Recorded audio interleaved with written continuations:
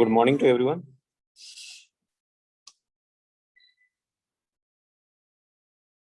Last class को आगे बढ़ाऊंगा।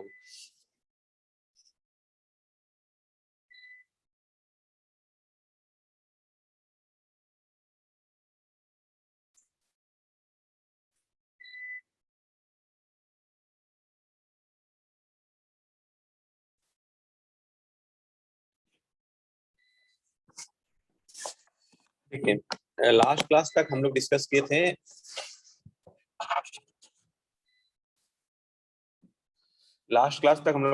थे इलेक्ट्रोस्टैटिक्स। मतलब कि जब हमारा जो चार्ज है रेस्ट कंडीशन में है तो उस कंडीशन में हम लोग मतलब क्या क्या फेनोमेना हो सकते,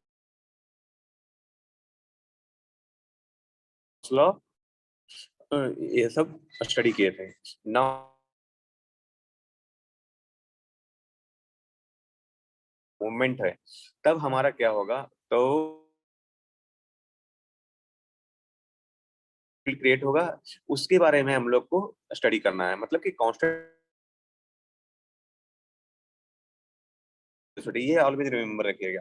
तो देखिए, वहां पर हम लोग को जो है स्टडी किए थे, गॉस लॉ का स्टडी किए थे और कूलम्स लॉ को स्टडी किए थे। ठीक है, तो यहाँ पर हम लोग को बायोट सावर्ट लॉ और एम्पेयर सर्किट लॉ पढ़ना है। ठीक है, बायोट सावर्ट लॉ और एम्पेयर सर्किट के बारे में पढ़ना है। तो आपका जो बायोट सावर्ट लॉ है जस्ट लाइक कूलम्स लॉ आपका, और कूलम्स लॉ का ही मॉडिफिकेशन आपका गॉस लॉ था। तो उसी तरह आपका यहाँ पर एम्पेयर सर्किट लॉ होगा। तो इनका जो साइंटिस्ट हैं बायोट और सेवर्ट, दोनों अलग अलग हैं। मतलब कि ऐसा नहीं है कि आप लोग कंफ्यूज मत होइएगा कभी कि दोनों एक ही पर्सन था। तो बायोट सेवर्ट में जीन, मैं लिखता हूँ थोड़ा हिस्ट्री से लेते हुए आगे इसको बढ़ते हैं।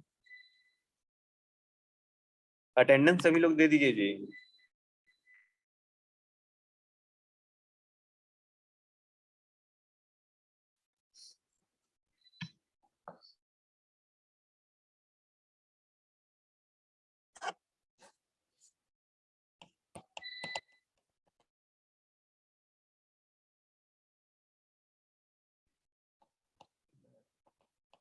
हिस्ट्री बायोट, और ये फ्रेंच के थे, फ्रांस के थे। उसी तरह ये जहां स्टडी कर रहे थे वहीं पर एक बायोट सेवर्ट फ्लैक्सी आपका फिजिसिस्ट थे, फ्लैक्स फ्लैक्स सेवर्ट, दोनों मिल के उन्होंने बायोट सेवर्ट लॉ दिया था। ठीक है, लॉ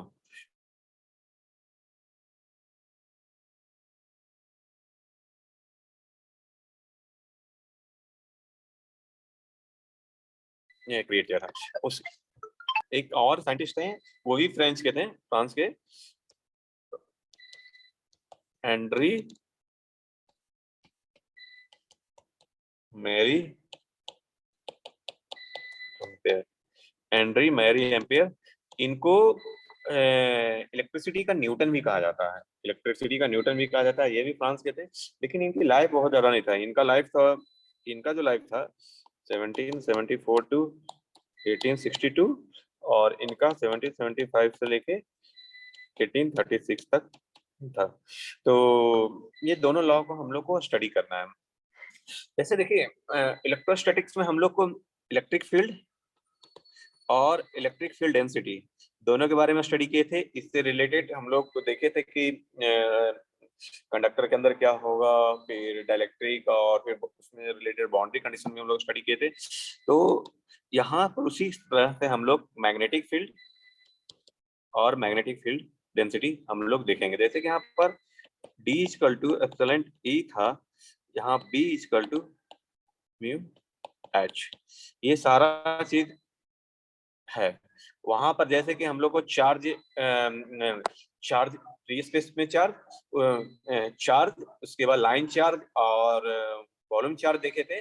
उसी तरह यहाँ पे भी आपको लाइन करंट, सरफेस करंट, वहां सरफेस चार्ज, तो सरफेस करंट और वॉल्यूम, करंट, ये तीनों चीज का हम लोग को फिर उसमें वो तीनों चीज में हम लोग को देखना है। फिर हम लोग को फिर डिफरेंट डिफरेंट वे से लाइन चार्ज के लिए कैसे होगा वाइट सेवर्ट लॉ, फिर सरफेस के लिए क्या होगा, और उसके बाद फिर एम्पेयर सर्किट लॉ हम लोग उस पर अप्लाई करेंगे। इंट्रोडक्शन में किसी को कुछ डाउट है, बोलना है तो पूछ सकते हैं।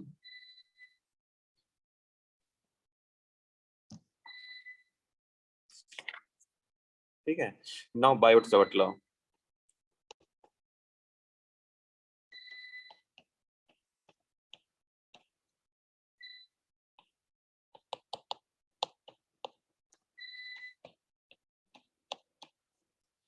ठीक है, मान लीजिए कि एक वायर है, करंट कंडक्टर है, करंट करिंग कंडक्टर है जिसका करंट आई है, स्मॉल लेंथ, हम डीएल पर बात करते हैं। इसके थ्रू मतलब जो करंट फ्लो हो रहा है कंडक्टर में, इसके कारण मतलब कि एक मैग्नेटिक फील्ड पॉइंट पी पर क्रिएट हो रहा है। एक पॉइंट पी पे मैग्नेटिक फील्ड क्रिएट हो रहा है जो कि कंडक्टर से डिस्टेंस आर है, और ये एंगल जो है अल्फा है, ये डीएल है। तो मतलब कि वाइट सेवर्ट लॉ के अनुसार फॉर्मूला क्या होगा मैग्नेटिक फील्ड का, वो देखिए। पहले first of all definition white Savart law, it state that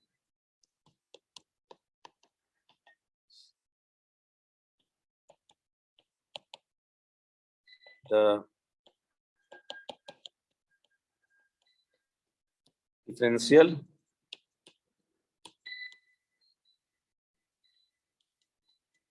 magnetic field intensity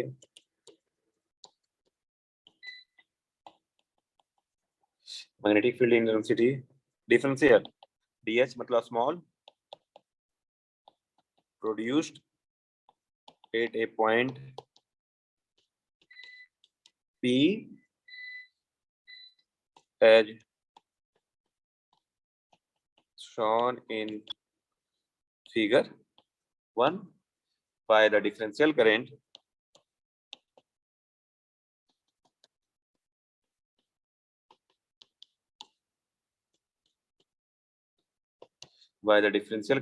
element ideal is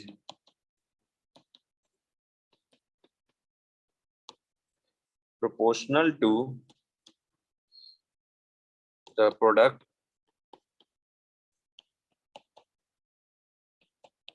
ideal and the sine of angle alpha between the element and the line joining point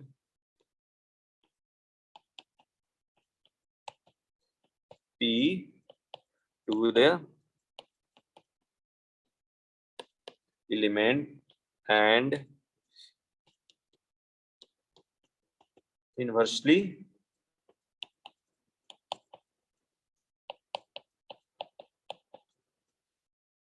proportional to the square of distance r between P and element. Okay, it states that the differential magnetic field DH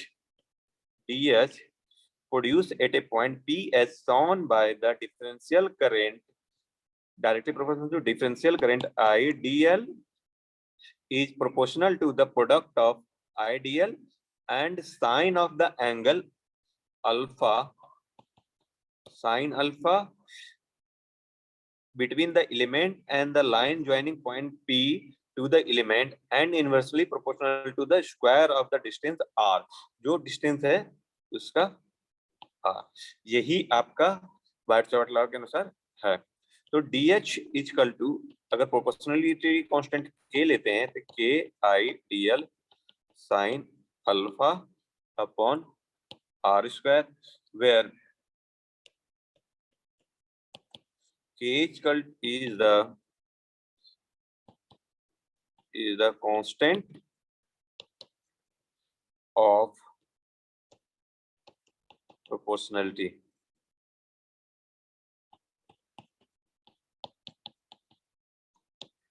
In SI k equal to 1/4 pi, सिर्फ 1/4 पाई। तो DH equal to क्या हो जाएगा जी? DH equal to 1/4 pi R square I D L sine alpha. ठीक है, अब जैसे देखिए ये साइन अल्फा है, तो हम ये जो है DH इक्वल टू हम लोग लिख सकते हैं DH equal to I D L cross of product of sine alpha किसके डायरेक्शन में था? AR के डायरेक्शन में। AR मतलब कि DL और AR जो इसका साइन प्रोडक्ट दोनों एंगल का है, साइन अल्फा है। मैग्नीट्यूड मतलब कि vector A cross vector B हम लोग लिखते हैं ना, मैग्नीट्यूड A मैग्नीट्यूड B और साइन दोनों के बीच में एंगल थीटा। तो दोनों के बीच में DL और डिस्टेंस R के बीच में जो है अल्फा एंगल है, तो साइन एंगल। और AR जो है मैग्नीट्यूड यूनिट वेक्टर है, तो मैग्नीट्यूड यूनिट वेक्टर, तो 4 पाई आर स्क्वायर। इसी को हम लोग लिख सकते हैं यूनिट वेक्टर को, AR को R vector upon R R upon R. तो यहाँ पर जो आपका हो जाएगा I D L cross R direction upon 4 pi R Q. ये आपका अकॉर्डिंग टू बायोट-सावर्त लॉ। यहाँ तक इन्हीं को डाउट है, कुछ है तो पूछ सकते हैं। डी एच इक्वल टू ये होगा, वहां पर हम लोग D Q equal DE equal to निकालते थे यहाँ पर, और डी क्यू लेते थे यहाँ पर आई डी एल, मतलब कि करंट करेंगे स्मॉल एलिमेंट के लिए। यहाँ तक इन्हीं को डाउट है तो बोलिए। सर के का वैल्यू 1/4 पाई होगा या नॉट बाय 4 हाँ पाई? नहीं 1/4 पाई अकॉर्डिंग टू एसआई यूनिट। ये फ्री स्पेस के लिए है, तो हाँ एप्सिलॉन नॉट 1 म्यू जो है ना एप्सिलॉन, ये आपका यही होगा। जो बी वाले जब लेंगे ना तो वहां पर कौन सी कांस्टेंट आएगा?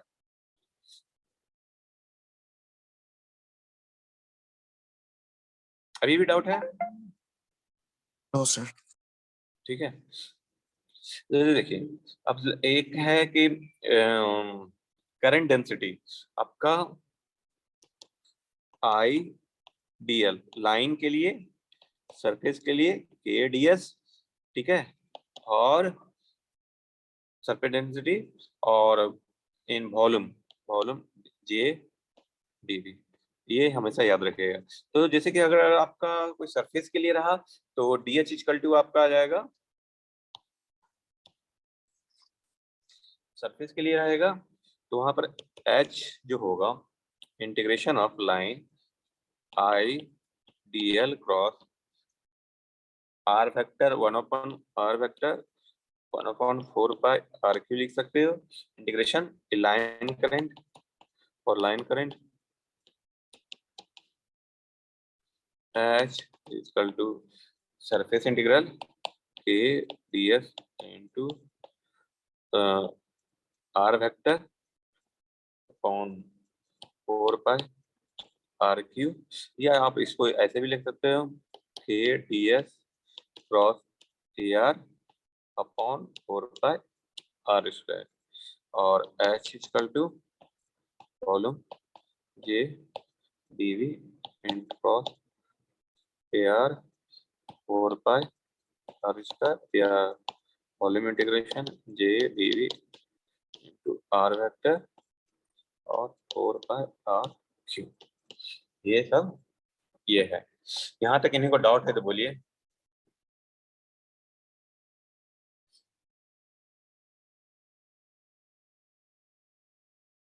No sir. ठीक है, अब है डायरेक्शन के लिए। तो कन्वेंशनल जो करंट डायरेक्शन में हम लोग रिप्रेजेंटेशन लेते हैं तो कहीं कहीं पर डॉट और मैग्नेटिक फील्ड में डॉट और क्रॉस से इंडिकेट किया जाता है। ठीक है, और आप लोग थम्स रूल्स भी जानते होंगे कि डीएच का डायरेक्शन है, मान लीजिए कि करंट वायर है ये डायरेक्शन में, अपर डायरेक्शन में है, मतलब कि तो इलेक्ट्रोमैग्नेटिक फील्ड डीएच का डायरेक्शन होगा ये डीएच, क्योंकि हम लोग जो जो थम्स रूल के अनुसार जो बंद करते हैं क्लोज करेंगे और थंब ऊपर जा रहा है, नीचे करेंगे नीचे थंब रहेगा तो आप इसको देखिएगा किस तरह से क्लोज होगा, मतलब उस अपोजिट डायरेक्शन में, मतलब कि करंट नीचे रहता तो हमारा ये डायरेक्शन में डीएच होगा। ये थम्स रूल से आप लोग स्टडी किए होंगे 12th में। उसके बाद डॉट, डॉट इंडिकेट किया जाता है एच और आई इज आउट, जब आउट ऑफ मतलब कि शो करना है तब बाहर निकल रहा है, और इन साइड के लिए एच और आई इज इन और क्रॉस इंडिकेशन। ठीक है, ये थोड़ा सा कन्वेंशनल रूल्स है, ये सबको थोड़ा सा ध्यान रखना है। तो एक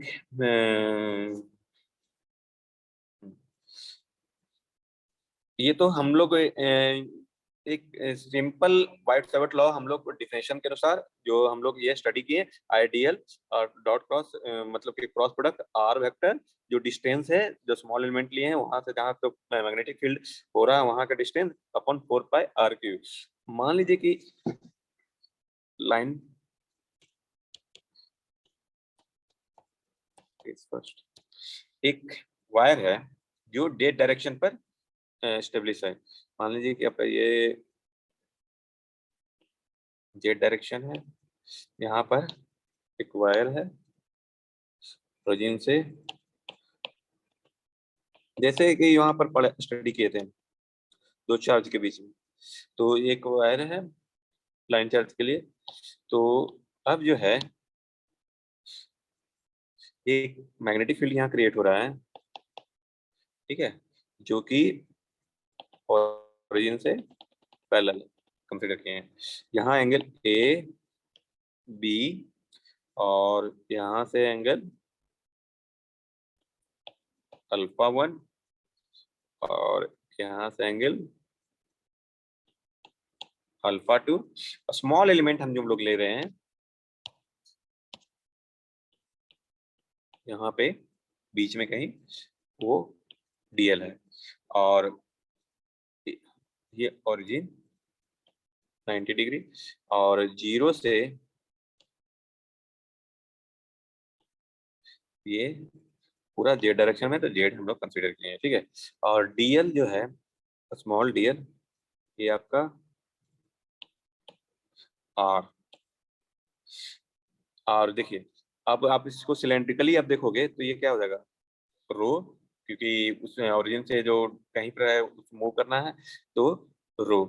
तो अब है dh equal to according to Biot Savart law we know that dh is equal to I dl cross r vector upon 4 pi r cube। अब देखिए dl क्या है, dl का डायरेक्शन क्या होगा बताइए, dl का हम लोग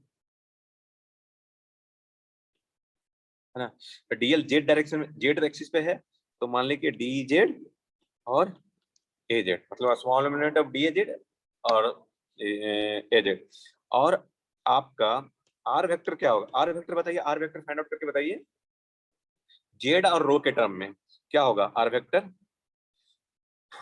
देखिए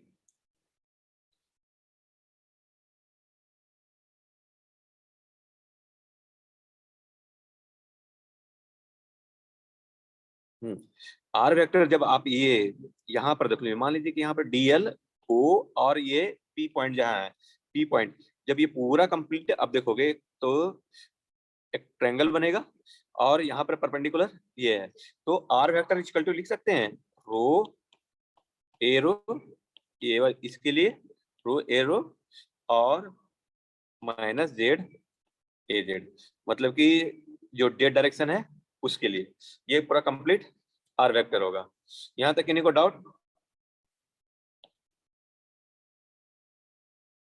तब आपका डीएल क्रॉस आर वेक्टर क्या हो जाएगा बाबू, D L cross R vector, D L D Z A Z cross rho arrow Z aged.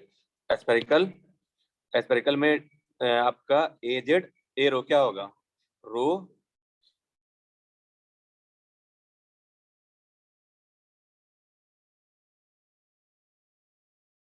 बताइए कि क्या होगा। यहाँ पर रो फाई जेड होता है ना स्पेरिकल में, तो रो ए जेड और ए रो का मल्टीप्लीकेशन क्या आएगा, क्लास में नहीं है क्या योगेश, यस सर। क्या होगा बताओ, जब क्रॉस प्रोडक्ट क्या होगा ये तीन दोनों का। सर उसमें नेगेटिव साइन कैसे आया, जेड एच इसमें लिखा। देखो, जो ये जो आर का डायरेक्शन इधर है, ठीक है, जब आपका जेड ऊपर में है, जेड ऊपर में है तो ए जेड पॉजिटिव हुआ। आप जब ये पूरा, अब यहाँ पर ट्रायंगल आ दो, मान लो कि यहाँ पर ट्रायंगल लेते हैं, ये ट्रायंगल है, ठीक है, रो का डायरेक्शन तो ए रो इधर हो गया पॉजिटिव, जेड ऊपर पॉजिटिव है और ये है, तो ये ए आर डायरेक्शन है। तो ए आर लेने के लिए आपको क्या करना होगा, ए रो और इसी को जब प्लस करोगे, ये दो वेक्टर मान लो कि ए बी सी, और ये आपका, तो ए सी इजकल टू क्या होगा, A C vector is equal to, A C vector is equal to A D vector, A से डी प्लस डी सी लिख सकते हैं। तो एडी और डीसी लिखोगे तो एडी का डायरेक्शन क्या होगा, माइनस जेड तरफ हो जाएगा ना, यस सर। ठीक है, ठीक है। अब बताओ इसका क्रॉस प्रोडक्ट क्या होगा,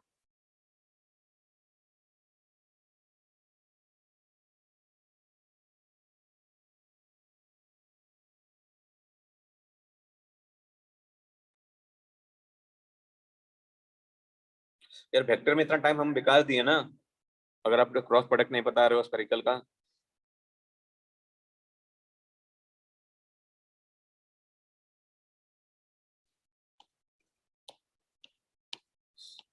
एरो ए फाइव ए जेड क्रॉस एरो क्या होगा, वही तो बताइए।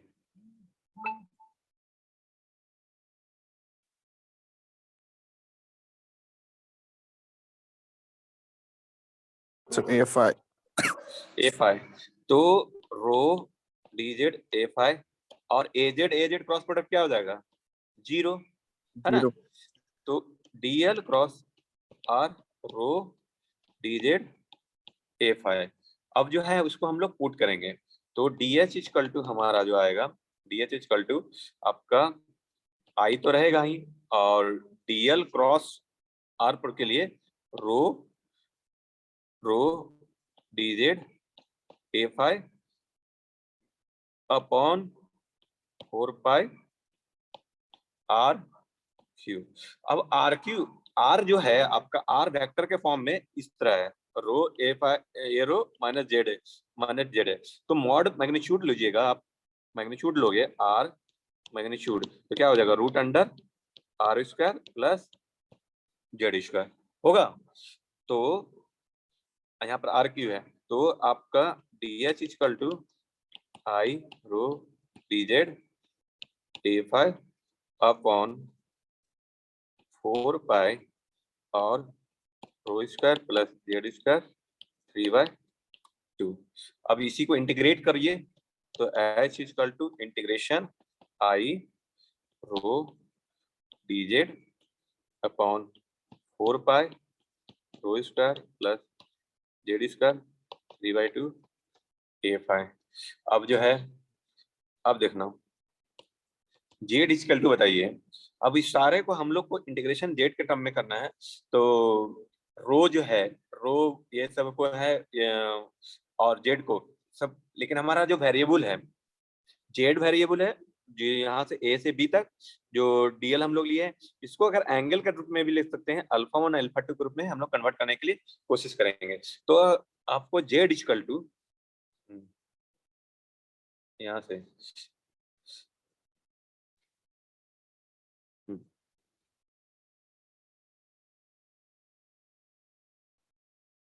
आपका जेड इक्वल टू, आप देखो इसमें, देखो जेड रो और इसमें टोटल जो एंगल है, सॉरी ये टोटल जेड नहीं है जी, ये जेड पोजीशन तक में ये जेड है, डीएल जेड है ना, जेड पोजीशन पर है जेड, जीरो से जेड पोजीशन के लिए है। अब जो है तो आर इक्वल टू, ये जेड इक्वल टू रो, छोड़िए, टेन अल्फा इक्वल टू, बताइए क्या होगा यहाँ से इस एंगल में, टेन अल्फा इक्वल टू क्या होगा, ये एंगल अल्फा है, ये एंगल अल्फा है, तो टेन अल्फा इक्वल टू क्या होगा बताइए, rho by, rho by z लिख सकते हैं, tan tan alpha equal to rho by z लिख सकते हैं, ये रो बाई जेड, ये ओरिजिन से डीएल तक जेड है, लिख सकते हैं, यस सर। ठीक है। तो आपका जेड इक्वल टू क्या हो जाएगा, rho cot alpha, sorry cot alpha, ठीक है। उसी तरह आपका डीजेड इक्वल टू क्या हो जाएगा, rho minus cosec square alpha, cosec square alpha और डी अल्फा, तो उसको पुट कीजिए, तो H equal to minus one by four pi, ये integration alpha one two alpha two, और आपका पहले से रो था I rho D Z equal to rho cosec square alpha D alpha upon आपका यहाँ पर Z equal to rho cot alpha हुआ, तो इसको जब पुट करोगे rho square plus Z square rho rho square cot square alpha, तो यहाँ पर आप लोगे रो स्क्वायर कॉमन लीजिएगा, one plus cot square alpha क्या हो जाएगा, कॉसेक स्क्वायर अल्फा, और इसके ऊपर क्या है थ्री बाई टू, तो टू टू तो कैंसिल हो जाएगा लेकिन क्यू रह जाएगा, तो यहाँ पर आपका जो नीचे आ जाएगा रो क्यू और कॉसेक क्यू अल्फा, तो यहाँ से रो स्क्वायर एक रो बचेगा सिर्फ, और cosec cosec square cancel, cosec alpha बचेगा, और जो ऊपर जाके minus one by four pi rho इधर और ए एफ आई रहने दो, माइनस ये अल्फा वन से अल्फा टू इंटीग्रेशन और one by cosec alpha sine alpha और डी अल्फा, जब आप इसको इंटीग्रेट करोगे H equal to minus one by four pi sorry rho A phi, अब ये क्या हो जाएगा साइन अल्फा का इंटीग्रेशन, साइन अल्फा का इंटीग्रेशन बताइए, minus cos alpha alpha one alpha two, तो यहाँ पर negative negative cancel out, one by four pi a phi, अब क्या है ये cos alpha two minus cos alpha one, और इसको one by four pi rho cos alpha two minus cos alpha one direction, यहाँ तक इन्हीं को समझने में डॉट है कैलकुलेशन तो बोलिए।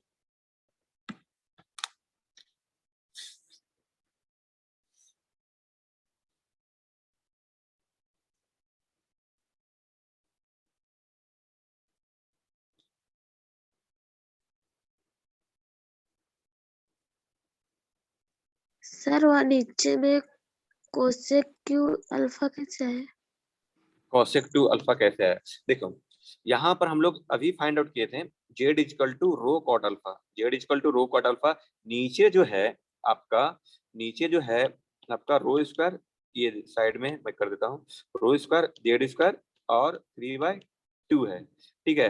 तो आप Z equal to rho cot alpha लिखोगे, rho square plus rho square cot square alpha लिखोगे, तो उसके बाद थ्री बाई टू, आप रो स्क्वायर कॉमन लीजिएगा, मान लीजिए कि रो स्क्वायर यहाँ कॉमन लीजिए, तो one plus cot square alpha और ये थ्री बाई टू, तो one plus cot square alpha होता है कॉसेक स्क्वायर अल्फा, ठीक है, one plus cot square alpha cosec square alpha होता है, तो कॉसेक स्क्वायर अल्फा हो जाएगा rho square cosec square alpha, और ये थ्री बाई टू, तो थ्री टू टू कैंसिल हो जाएगा, तो पावर सबका क्यू हो जाएगा, वही चीज हम यहाँ पर डायरेक्टली लिखे हैं। और ऊपर में जो है dz equal to Z equal to rho cot alpha है, तो dz इक्वल टू क्या होगा, तो dz equal to minus rho cot का differentiation minus cosec square alpha और डी अल्फा। वो रखे पहले से रो था तो रो स्क्वायर आया। क्लियर हुआ? Yes sir. ठीक है। इसी में एक पॉइंट है फिर इन्फिनिटी लाइन। यहाँ पर तो एक सर्टेन लेंथ था, अगर इन्फिनिटी लेंथ रहा तो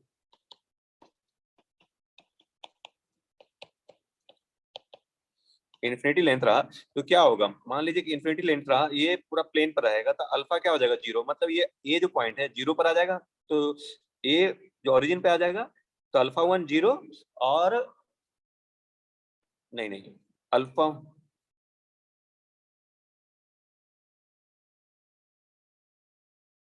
इन्फिनिटी पे रहा तो ऊपर भी बढ़ते गया और नीचे भी आपका पूरा टोटल बढ़ते चला जाएगा, मतलब कि ये पूरा इस तरह बढ़ते जाएगा। तो ये जो एंगल हुआ अल्फा 1 इक्वल टू 90 डिग्री और इन्फिनिटी चला गया तो अल्फा 2 जो है आपका ये टेंस टू पैरेलल, मतलब कि आ जाएगा, मतलब कि ये जो है ना धीरे धीरे, ये जैसे देखिए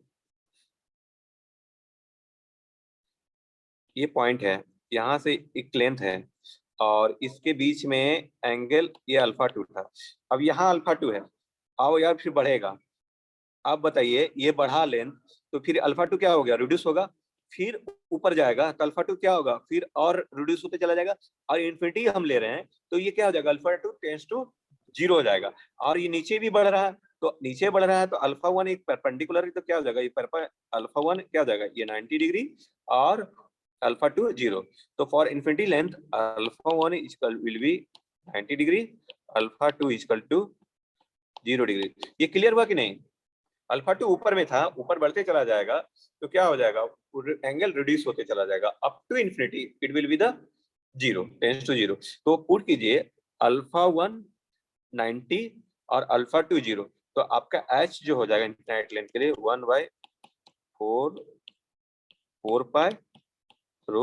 ये क्या है, rho perpendicular distance current carrying line से आपका जहां मैग्नेटिक फील्ड आपको देखो फाइंड आउट करना है वहां तक का परपेंडिकुलर डिस्टेंस, और ए पाई बचेगा क्योंकि cos alpha 2 cos 0 will be 1 90 degree 0। ये आपका फाइनल इन्फिनिटी लाइन के लिए आएगा। यहाँ तक किन्हीं को डाउट है तो बोलिए। और ए फाई जो है आपका कुछ नहीं है, ये angle A rho A L length into cross product A rho. वहां पर जेड था, यहाँ पर जेड जेड डायरेक्शन में था, मे बी जेड डायरेक्शन में ना हो, आपका लेंथ आपको एक्स डायरेक्शन में हो तब वहां पर आपको दिक्कत होगा, इसलिए आपको जिस डायरेक्शन में है ए एल वो, और ए रो क्या है, परपेंडिकुलर डिस्टेंस। अगर वो परपेंडिकुलर वाई हो तो ए वाई भी ले सकते हैं। तो इस तरह से आपका ये है। नेक्स्ट क्लास में से प्रॉब्लम करवाएंगे। यहाँ तक इन्हें कुछ डाउट है तो पूछिए। स्क्रॉल कीजिए ना ऊपर सर थोड़ा। हाँ नीचे करें, हाँ ठीक है। सर फिगर में और ऊपर। और ऊपर, ऊपर वाला फिगर, फर्स्ट वाला। यस। हाँ सर हाँ इसमें बोलिए। इसमें अल्फा 1 इसमें भी तब 90 होगा जब नीचे 90 आप लिखे हैं। अगर अल्फा 1 90 हो जाएगा, अल्फा 2 0 हो जाएगा। मतलब इस फिगर में भी अल्फा 1 90 होगा अगर अगर उस हिसाब नहीं से नहीं, इस देखें। फिगर में नहीं, इस फिगर में देखिए, इस फिगर में क्या है, ये एक फाइनाइट लेंथ है, मतलब ए से बी तक फाइनाइट लेंथ है, जो कि मतलब कि ओरिजिन के ऊपर में लिखा हुआ। अगर इस फिगर में भी अल्फा 1 90 ले सकते हो, मतलब कि जो ओरिजिन पर आप रख दोगे फाइनाइट लेंथ के लिए, तब वो आप ओरिजिन पर रख दोगे, तब फिर अल्फा 2 कुछ सम एंगल होगा, इनफिनाइट नहीं होगा तो सम एंगल होगा अल्फा 2। अगर आप जो इनफिनाइट लेंथ लेते हो तब आपका अल्फा 2 0 होगा। ये समटाइम्स आपका अल्फा 1 कुछ वैल्यू हो सकता है, लेकिन अभी अभी जो है, मतलब कि एक सर्टेन मतलब कि जनरलाइज कंसिडरेशन के लिए मान ली कि हम ओरिजिन से कुछ डिस्टेंस पर हम रखे हैं और तब वहां पर एंगल क्रिएट हो रहा है अल्फा 1। अगर हम उसको नीचे भी रख सकते हैं, वहां पर अल्फा 1 90 डिग्री भी ले सकते हैं, इस तरह करके भी कर सकते हैं। क्लियर हुआ? Yes sir. ठीक है। और किन्हीं को कुछ डाउट है तो बोलिए। No sir. ठीक है, नेक्स्ट क्लास में हम लोग प्रॉब्लम डिस्कस करेंगे। और ये 2 दिन जो छुट्टी है, लीव है, मतलब कि उस 13 को हम क्लास लेंगे जी, 13 को क्लास लेंगे थोड़ा सा, उसके बाद आपका ठीक है, क्योंकि हम लोग का भी 2 ही यूनिट प्रॉपर वे से कंप्लीट हुआ है और ये 3rd यूनिट चल रहा है। ठीक है, अगर कुछ डाउट है तो पूछिए, अदरवाइज लीव कर सकते हैं। Thank you sir.